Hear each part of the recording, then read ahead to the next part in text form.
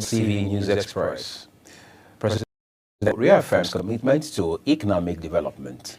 In business, Northeast lawmakers protest exclusion from special agro-industry processing zones.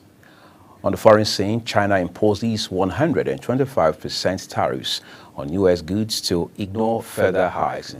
In sports, Mohamed Salah pens new 2-year deal at Liverpool. Hello and a very warm welcome to all our viewers in Nigeria and around the world to News Express on Global Television. Coming to you live from the nation's capital, Abuja, I am Uyi Agumofwebe, reminding our viewers that Global Television is on DSTV channel 365 and Star Times 276. You can download the Global TV Nigeria mobile app for Android and iOS devices to keep track of our 247 broadcasts. President Bola Tinubu has reaffirmed his administration's commitment to boosting economic growth, job creation, and regional integration through strategic partnerships and infrastructure. Speaking through the Secretary to the Government of the Federation, George Akume, at the official commissioning of the Africa Trade Center in Abuja, the President described the newly inaugurated facility as a vital step towards enhancing trade capacity and fostering unity across the continent. Business correspondent Kekelomo Okere reports. President Bola Ahmed Tinubu, who was represented by the Secretary at the official commissioning of the African Trade Center in Abuja, says the Africa Trade Center will play a pivotal role in unlocking new jobs opportunity, reducing unemployment and strengthening national by bridging regional divides and fostering collaboration across various sectors. According to him, the initiative will help in achieving Nigeria's long-term development goals and positioning the country as a major economic force within Africa and globally. This occasion, which is symbolized in the commissioning of this building, is actually a realization of a bold vision for Africa's economic future. The AAT system is a testament to the power of collaboration, resilience, and forward-thinking leadership. It is more than a physical structure. The discipline of innovation, and power and entrepreneurship, and catalyst for sustainable development. One built on hope and determination. Like the other AATCs, the Abuja AATC will serve a multi-purpose goal. It will serve as a platform for fostering deeper regional and continental integration, and has Afrexim Bank's permanent regional office. The Minister of Finance and Coordinating Minister of the Economy, Wale Edun, and the Minister of Trade, Industry and Investment, Dr. Jumoke Uduwole, highlighted the current economic challenges facing the country, pointing out that Nigeria is grappling with the heightened financial risk and macroeconomic pressures. They further expressed confidence that the Africa Trade Center will serve as a hub for promoting intra-Africa trade, reducing reliance on import from outside the continent, and facilitating the seamless exchange of goods and services among African nations. The minister added that the AATC will attract both local and international investors, injecting much needed capital into the Nigerian economy, as well as creating a ripple effect that benefits other African economies. A symbol of partnership, integration, and prosperity for the African continent. This center is not just for Afrexim Bank or policymakers. It's for our youth, hungry for knowledge and innovation, our women-owned businesses building legacies with limited access, our MSMEs trying to move from survival to skill, our exporters daring to compete globally. All officials reiterated the federal government's dedication to supporting initiatives that drives economic inclusion, improve livelihoods, and position Nigeria as a gateway for trade and innovation in Africa. Kekelomo Okere, Global Television News. Thank you, Kekelomo. The Policy and Legal Advocacy Center, PLAC, has launched a report with the title From Ballot to the Court, Analysis of Election Petition Litigation from 2023 General Election. The report is aimed at resolving issues on electoral crisis. Godwin Sunday reports. The chairman Senate Committee on Independent National Electoral Commission, who was represented by the clerk of the Senate Committee on INEC, Fayambe Philip, urged the political stakeholders to support the idea of settling all electoral rancor, dissatisfaction and grievance before fixing a day for swearing in. He explained that with the political issue being resolved before swearing in will help fixing the challenges in courts. The Joint Committee on Electoral Matters has held several retreats across some geopolitical zones in Nigeria. And one of the major inputs received and discussed is that all election litigation should be concluded before the swearing in of any candidate. If this is adopted, in his goodwill address, the chairman of INEC, Mahmoud Yakub, who was represented by Tanimu Inuwa, Director Litigations and Prosecutions, INEC, pledged the Commission's commitment in strengthening electioneering process in Nigeria. Asked me to assure PLAC that the Commission is always ready to continue to partner with PLAC towards making our electoral administration seamless. The Commission also wanted to inform the public that it is doing everything possible to enhance the electoral integrity in Nigeria. Hence, the introduction of card reader machine, BVAS, and it is currently under of the BVAS with a view to improving its performance come 2027. The height of the event is the unveiling of the published report on election litigation, which ushered in a new narrative in electoral discussions. Godwin Sunday, reporting for Global Television News. Well, thank you for your reporting, Godwin.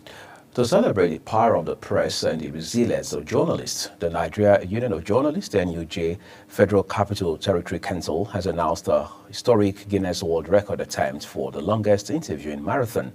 The event, tagged Nigeria as Strength, will be held from April 17th to 20th, 2025. Sharon Ajay completes the story. Speaking at a press conference ahead of the event, media advocate and event host Livinus Chibuike Victor emphasized the critical role journalists play in promoting transparency, challenging power, and giving a voice to the voiceless. He says the 72-hour interview marathon, which is part of this year's World Press Freedom Celebrations, aims to spotlight the enduring role of journalists in building democratic societies. Professional journalism remains a vital defense against disinformation and manipulation. This press release underscores a call to protect press freedom, invest in quality journalism, stop the harassment of journalists, and recognize the indispensable role of journalists in fostering open societies. Chairperson of the NUJFCT Council, Comrade Grace Ike, says the initiative will serve as a platform for introspection, growth, and advocacy for press freedom, as well as improved welfare for media professionals. She noted that the media landscape is evolving rapidly, and while technology opens new frontiers for storytelling and audience engagement, it also poses challenges such as misinformation and erosion of trust. Comrade Ike also stressed that press freedom is not a privilege but a pillar of democracy, adding that defending this freedom is the shared responsibility of journalists, policymakers, and the public. Press freedom is not a privilege. It is a fundamental pillar of democracy, and protecting this freedom is our collective responsibility as journalists, policymakers, and citizens of the world. The media landscape is evolving, no doubt. Technology has opened new frontiers for storytelling, access to information, and engagement with audiences. Yet, it also presents challenges: the spread of misinformation, the weaponization of fake news, and the erosion of public trust in the media. The upcoming record attempt will feature conversations with thought leaders, policy influencers, and the public on issues ranging from governance and human rights to climate change and education. The NUJFCT Council hopes it will catalyze stronger protections for journalists and a renewed commitment to ethical journalism. Sharon Ajay reporting for Global TV News. From Sharon Ajay's report now, let's turn to security matters.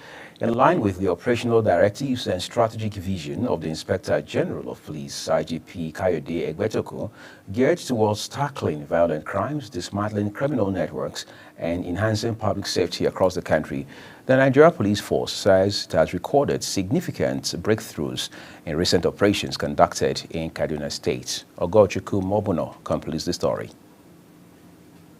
Force Public Relations Officer ACP Olumiyiwa Adejobi says, in a remarkable feat of interagency collaboration and strategic intelligence deployment, operatives of the Kaduna State Police Command's anti-kidnapping units, in conjunction with the Office of the National Security Advisor, successfully rescued 17 victims who had been abducted on 3rd March 2025 from Serikin Power, Niger State. Adejobi noted that the operation was achieved through a non-kinetic approach, leveraging intelligence-led policing and interagency synergy to address security challenges.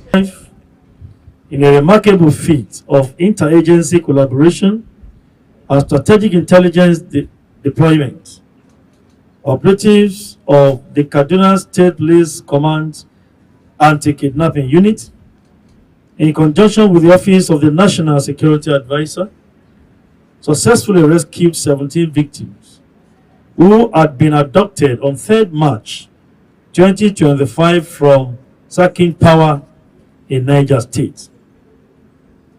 This operation, notably achieved through a non-kinetic approach, evidences the commitment of the IGP to leveraging intelligence-led policing and interagency synergy to address security challenges. Adejobi noted that all rescued individuals were promptly taken to the police clinic in Kaduna for medical examination and have been certified to be in stable and sound health. Adding that on the same day, 9th April 2025, operatives of the anti-kidnapping unit acting on credible intelligence intercepted a commercial Volkswagen Charan vehicle at the Kawa Central Motor Park in Kaduna. During preliminary interrogation, the suspect confessed that he was instructed by a union member to deliver the firearms to an unidentified individual in Kaduna. A full-scale investigation has been launched to dismantle the arms trafficking network and bring all perpetrators to book. Upon thorough search, officers discovered 21 fabricated AK-47 rifles concealed in the vehicle. The suspect, identified as Jamiu Sulaiman, a 27-year-old male resident of Rafin Guza in Kaduna, was arrested and is currently in custody helping us carrying out our investigation. During the exchange of gunfire, 2 of the robbers were neutralized, while others fled towards the nearby hills. 2 other injured suspects were apprehended and taken to the Umaru Musa Yar'Adua Memorial Hospital, Sabon Wuse, for treatment. Unfortunately, one of them was later confirmed dead, while the other is alive and currently assisting the police with further investigation. The first public relations officer says efforts are ongoing to apprehend the fleeing members of the gang and bring them to justice. Thank you so very much, Ogochukwu Mobuno. Controller General of the Nigeria Customs Service, Bashiru Adewale Adeniyi, has called for deeper unity and collaboration among customs administrations within the West and Central African region. He stressed that shared values and common goals must outweigh the differences that separate member nations. Adeniyi made the appeal during the WCO-WCA Donor Conference Cultural Night Out and Dinner at the Customs Headquarters in the nation's capital, Abuja. Kekeloma Okere has details. The event, which brought together delegates, donors, and stakeholders from across the region, was part of the ongoing effort to strengthen partnership under the auspices of the World Customs Organization's West and Central African Bloc.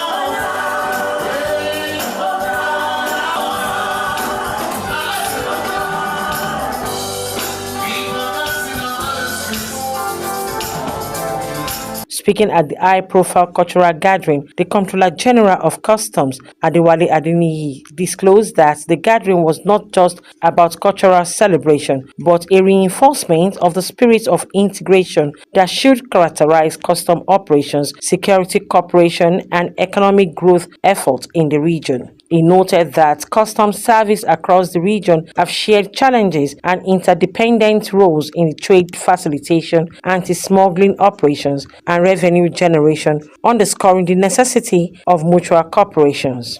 Our dance steps, most of the time, they represent the same thing in Africa that has high percussion and high rhythm. It's the same that you find in some other parts of our sub-region. Tells me it's very simple.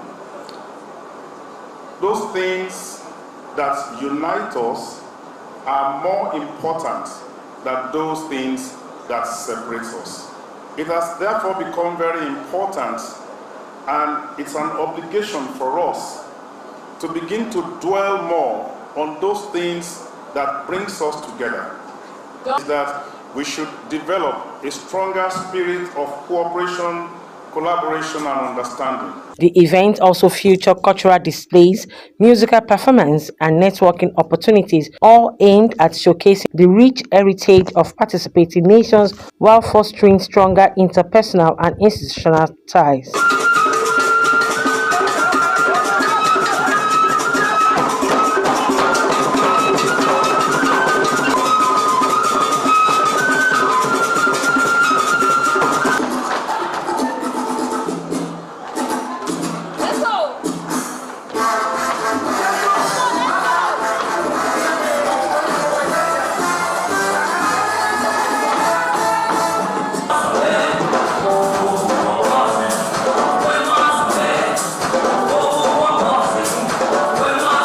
The cultural night was held on the sideline of the WCO-WCA Donor Conference, which continues to highlight key areas of reform, modernization, and technical assistance in custom operations across the region. Kike Lomo Okeri, Global Television News. In the live broadcast of News Express with Uyi Agumofwebe. When the rest of the news returns shortly, consumers back a next 628 million naira fine on 8 electricity distribution companies. Details coming shortly, plus foreign and sports stories on the other side of this break.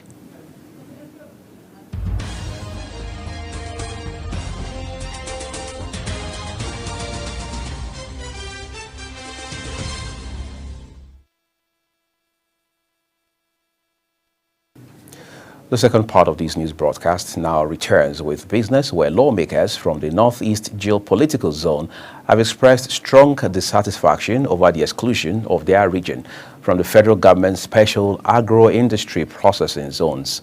Speaking after an emergency meeting held at the National Assembly complex in Abuja, the caucus, which includes all senators and representatives from Adamawa, Bauchi, Borno, Gombe, Taraba, and Yobe states, led by its chairman, Northeast Caucus, Senator Danjuma Goje, commended President Bola Tinubu for the initiative, but called for immediate inclusion of the Northeast in the SAPZ program. Ramsey Enoch Agbo tells us more.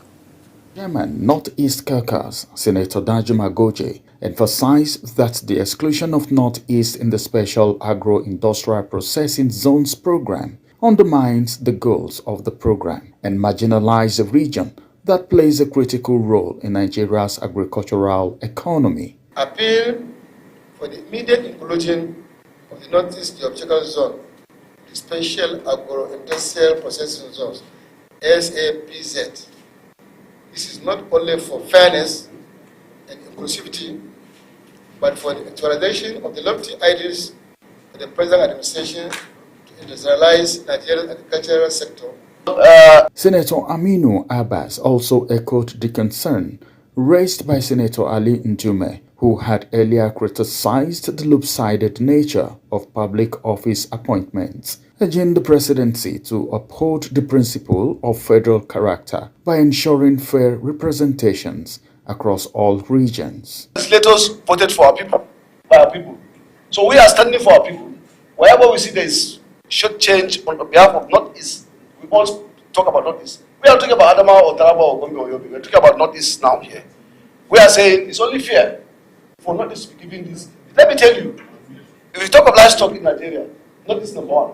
And similarly, Honorable Ali Jesse emphasized that the grievances voiced by the Kirkas are rooted in a genuine concern for the well-being of their constituents. He therefore called on the federal government to urgently address the imbalance and ensure equity in order to fully tap into the Northeast's vast potential in agro-industrial development. Federal character must be applied not only on appointment but including projects. I find it difficult to believe how can the federal government have 6 locations that they want to share 8 locations in this country. And out of the 8, Northeast is one of the 6 zones we have in the north, in the country.